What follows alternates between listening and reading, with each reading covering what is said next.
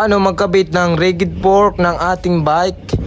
So ayan, tips and tricks. So ang una natin gagawin, itong dito sa may pinagkakabitan niya ng stem. So lalagyan natin ito ng mga grasa, itong paikot, para smooth nating mailiko ang ating manubela. Ayan, lagyan na natin itong grasa. So kahit anong grasa yan, basta grasa, para lang smooth ang kanyang pagliko kapag ka nakakabit na sa inyong bike. So para iwas stuck yung inyong fork dito sa inyong headset kasi walang grasa. So dapat may grasa para mailiko nyo ng maganda. So damihan nyo na nga naman ng grasa para mas smooth.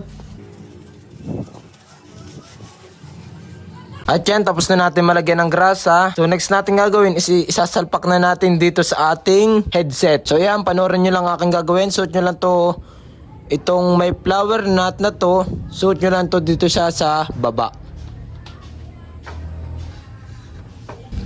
At ayan, naisalpak na natin. So push lang natin yan. Naisalpak na natin ito dito sa may unahan ng ating bearing or headset. So salpak na natin dito sa may pangalawa.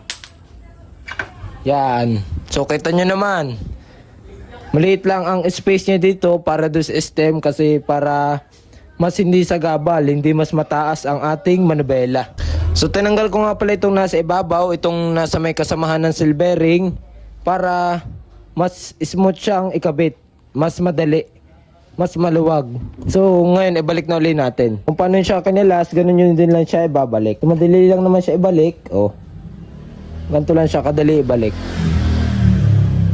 Nakalagay na ang ating rigid fork. So ayan, nakita nyo naman. So bumababa lang siya dahil wala pa siya nitong stem. So hindi pa natin nakakabit. So ganun lang kadali magkabit ng rigid fork sa ating bike.